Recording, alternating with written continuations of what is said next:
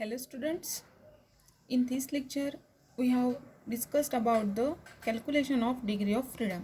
Okay, so degree of freedom हम कैसे calculate करने हैं अभी ये इस वीडियो में हम देखेंगे।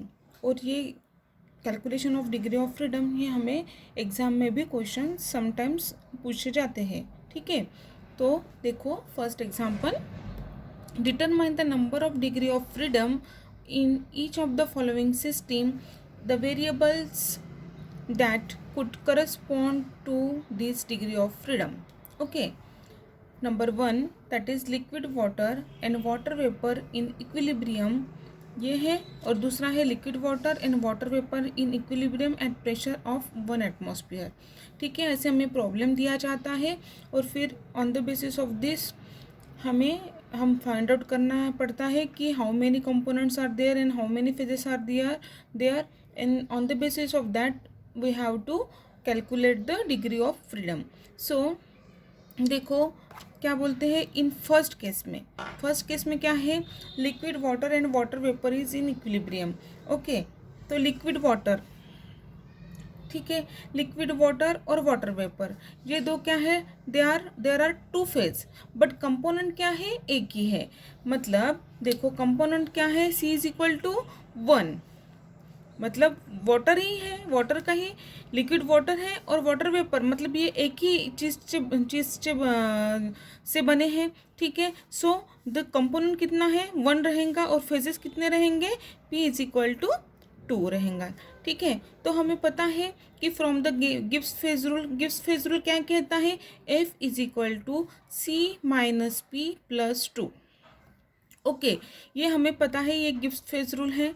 तो हमें अभी हमने देखा है जैसे इस एग्जाम्पल में कितने C कंपाउंड एक ही है, कंपोनेंट एक ही है। ठीक है, that is C is equal to 1 and what phase कितने हैं, 2 है, एक लिक्विड फेज है और वाटर वेपर फेज है। So P is equal to 2, then put the C is equal to 1 and P is equal to 2 in equation in Gibbs phase rule, that is F is equal to C minus P plus 2. So component is 1 minus P is 2 plus 2 is equal to 1. That is only one variable, that means 1, मतलब degree of freedom कितना मिला है हमें, 1 मिला है। ठीक है, so that's only one variable, temperature और प्रेशर नीड टू स्पेसिफाई। अभी गिब्स फ्रेज रूल में हमने पुट के हमें ये वैल्यू मिली है, डिग्री ऑफ फ्रीडम मिला है। ठीक है, तो इसे ही हम कह सकते हैं टेम्परेचर और प्रेशर, ये दोनों में से ओनली वन वेरिएबल स्पेसिफाइड होगा। ठीक है, नाउ सेकंड क्या है, देखो liquid water and water vapour in equilibrium at pressure of 1 atmosphere. देखो इसमें भी हम वैसे ही कैलकुलेट करेंगे, लेकिन क्या बोल रहे हैं, एट प्रेशर ऑफ 1 एटमॉस्फेयर है। ठीक है, since the pressure is held constant. ठीक है, प्रेशर ऑफ 1 एटमॉस्फेयर है तो प्रेशर को हम क्या करेंगे, कांस्टेंट रखेंगे। The degree of freedom reduces by 1, एक हम कांस्टेंट रखेंगे तो डिग्री ऑफ फ्रीडम जो है वो हम 1 से रिड्यूस करेंगे। ठीक है, मतलब जैसे F is equal to C minus P plus 2 है तो 1 से डिक्रीज करेंगे, मतलब C माइनस पी प्लस 2 के बदले में क्या आएगा, प्लस 1 आएगा। ठीक है, देखो so F is equal to C minus P plus 1 reduce किया हमने एक से। In this case C is equal to कितना है, 1, बरोबर। यहाँ पे भी लिक्विड वाटर है, वाटर वेपर है। ठीक है, मतलब कंपोनेंट जो है वो एक ही है but there are two phase. Okay, which are they, there are liquid water and water vapor, these are the two phases. So because of the pressure or component is kept constant, so F is equal to C minus P plus 1, the degree of freedom becomes F is equal to C minus P plus 1.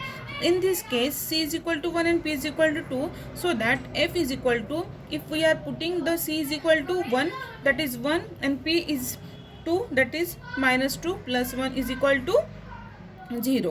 ठीक है, 1 minus 2 means minus 1 plus 1 is equal to plus 1 minus 1 cancel is equal to 0. Hence the system under the given condition is thus invariant, मतलब इसमें कोई variant है क्या, नहीं है। This is what the calculation of the degree of the freedom. इस तरीके से आपको क्वेश्चंस एग्जाम में आ सकते हैं। ये है एक एग्जाम्पल। अभी हम नेक्स्ट एग्जाम्पल देखेंगे।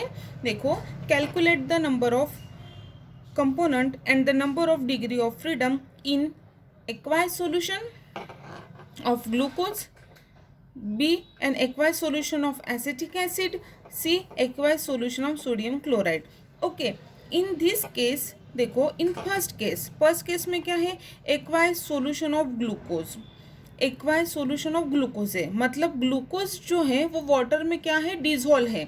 सो डिजोल्व होने के कारण फेज कितनी आएंगी वहाँ पे, 1 फेज आएंगी। ठीक है, वो यदि अलग अलग रहते तो हम क्या बोलेंगे, there is only 1 phases, but they are what mixed, okay, so or they are soluble in the aqueous solution. Okay, glucose is soluble in the aqueous solution, hence P is equal to 1, and there are two components, that is the water and the glucose, so the C is equal to 2. So put up the value of C is equal to 2 and P is equal to 1 in the Gibbs phase rule, that is F is equal to C minus P plus 2 is equal to, then C is equal to 2 and P is equal to 1 plus 2 is equal to 3. Okay, मतलब 2 minus 1, 1 plus 2, that is 3. So the degree of freedom is 3. The choice of variable is temperature and pressure and concentration of the solution. मतलब हमें यहाँ पे choice of variables कौन से एक तो temperature रहेगा, pressure रहेगा, या तो concentration रहेगा।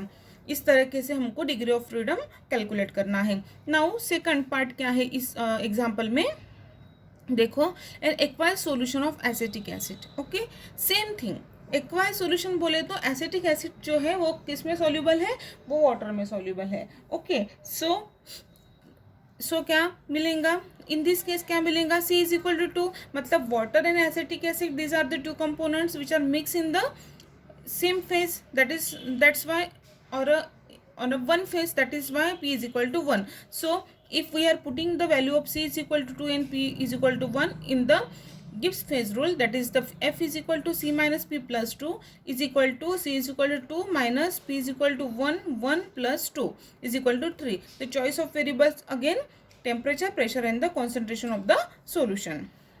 This is about the aqueous solution of the acetic acid. Okay, so third part जो है वो इस एग्जाम्पल में क्या दिया है, देखो, acquired solution of the sodium chloride.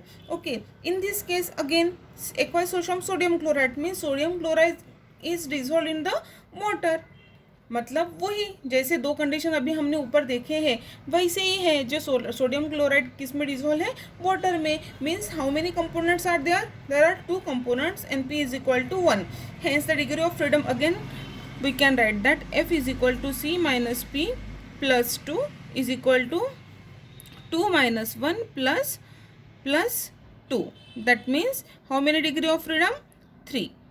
So hence the degree of freedom is 3.